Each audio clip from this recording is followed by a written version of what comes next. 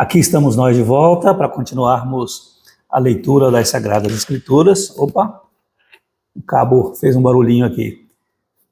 E como eu tenho dito em quase todos os vídeos, né, o livro de Gênesis é o portal de acesso a todo o cânon bíblico. Primeiro livro, muito importante. As coisas reveladas nesse livro vão se confirmando ao longo das Escrituras. Em vários outros livros nós vamos encontrar a vontade revelada de Deus, na continuidade da história dele, conduzindo a humanidade dentro do seu plano maravilhoso de salvação. E aquilo que aparece no Gênesis, a gente vai tomando conhecimento depois. E assim Gênesis vai sendo confirmado como um livro inspirado de Deus. Então Gênesis também é pão que nos sustenta, porque é a palavra de Deus. Gênesis também é lâmpada e luz para os nossos pés e caminho. Então vamos ler esse livro, um livro inspirado pelo Santo Espírito de Deus e muito útil para a nossa vida aqui e agora, mas também livro que nos trazem verdades eternas, que nos levam na direção de Deus para vivermos em íntima comunhão com Deus, desfrutando da sua presença, da sua bondade, do seu poder e desse relacionamento ao qual ele nos convida, um relacionamento de intimidade. Não é? A intimidade do Senhor, diz o salmista, é para aqueles que o temem. Então vamos nutrir o nosso coração com esse temor de Deus, essa reverência, essa santidade própria daqueles que querem viver na presença de Deus e em comunhão com Deus. Que Deus nos abençoe na leitura de hoje. E hoje nós vamos ler os capítulos 38, 39 e 40. Então, abra a sua Bíblia ou abra aí um aplicativo no seu dispositivo móvel e nós vamos ler juntos a palavra de Deus. Se você não puder ler agora, ouça com atenção a leitura que farei.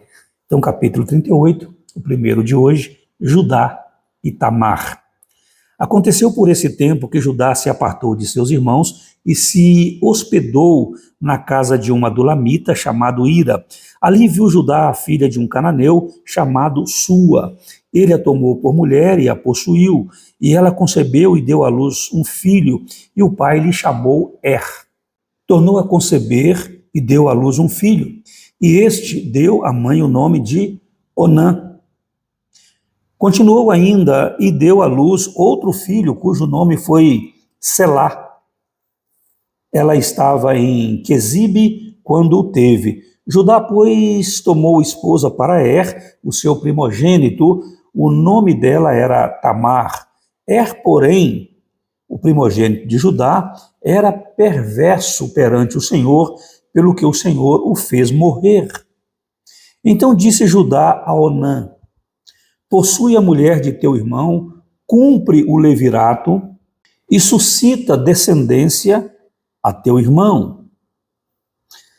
Sabia, porém, Onã, que o filho não seria tido por seu, e todas as vezes que possuía a mulher de seu irmão, deixava o sêmen cair na terra para não dar descendência a seu irmão.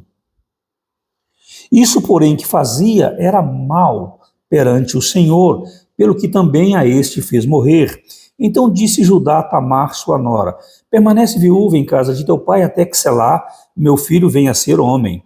Pois disse, para que não morra também este como seus irmãos. Assim Tamar se foi, passando a residir em casa de seu pai. No correr do tempo, morreu a filha de Sua, mulher de Judá, e consolado, Judá subiu aos tosquiadores de suas ovelhas em Tímina, ele e seu amigo Ira, o adulamita. E comunicaram a Tamar: eis que o teu sogro sobe a Tímina para tosquear as ovelhas.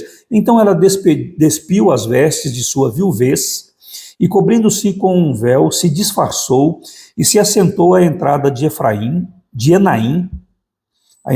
Enaim, no caminho de Tímina, pois via que Selá era homem e ela não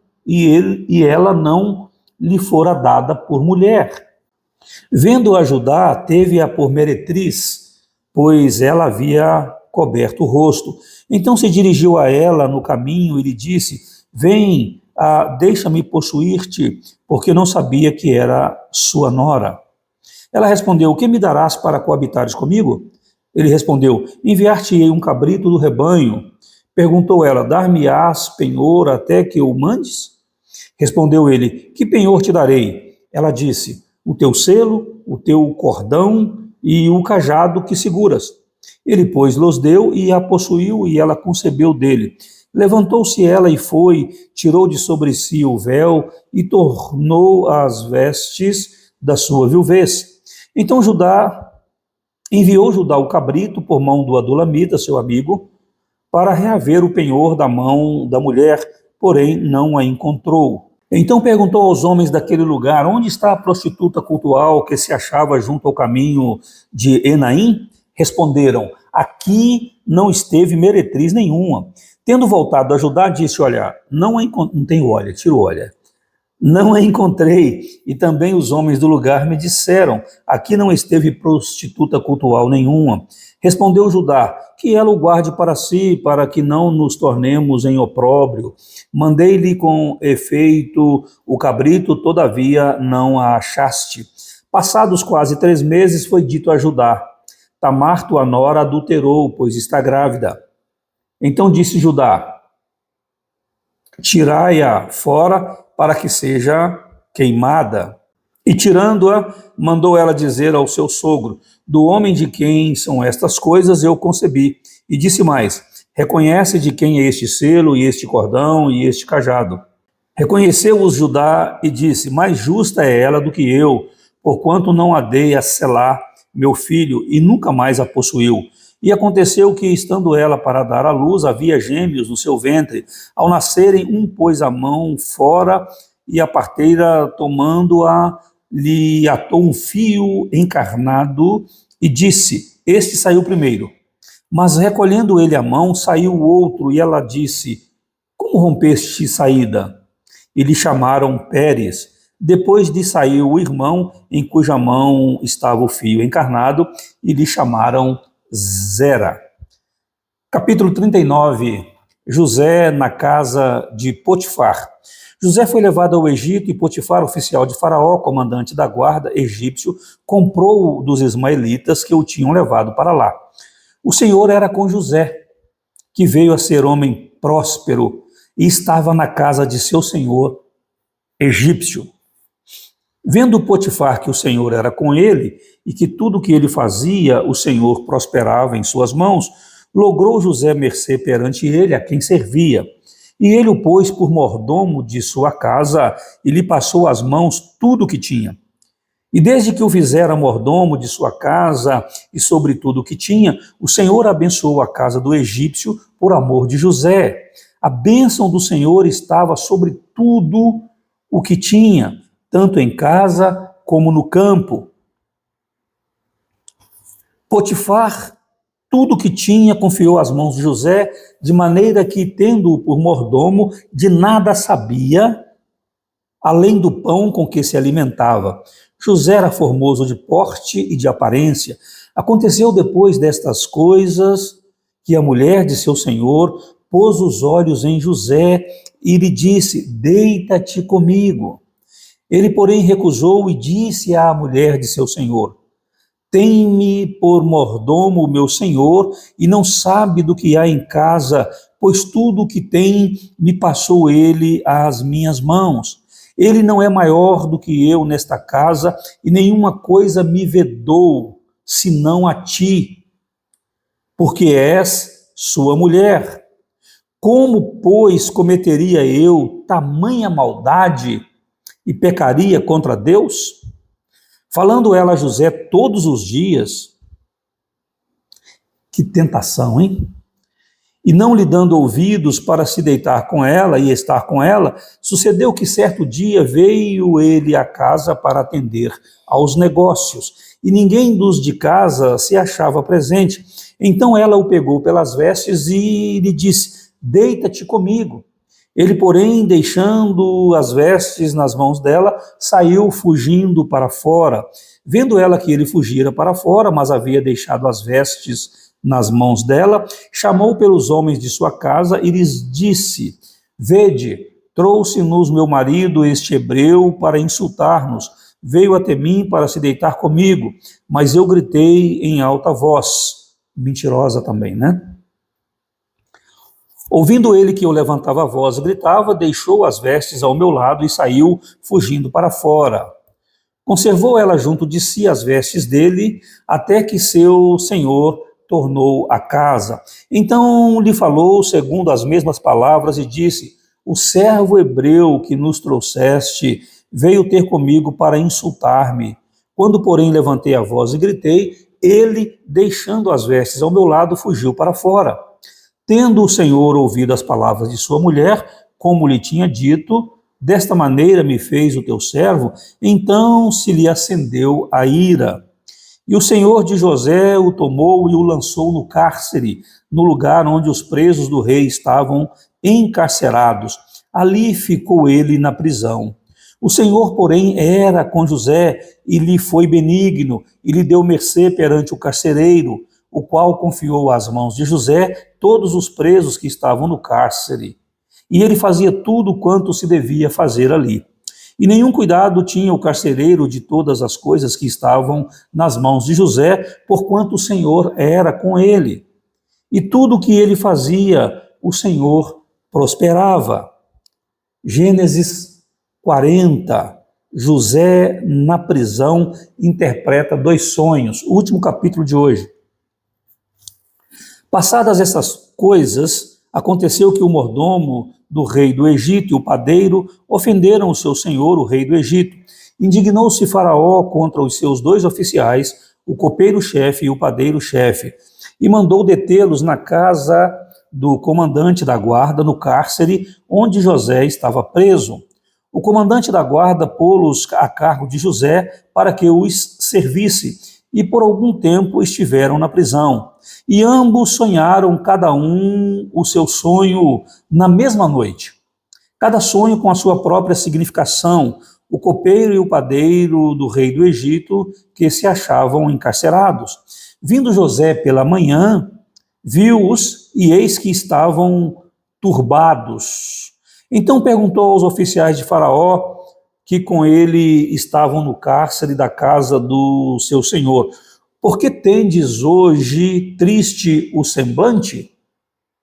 Eles responderam: tivemos um sonho, e não há quem o possa interpretar.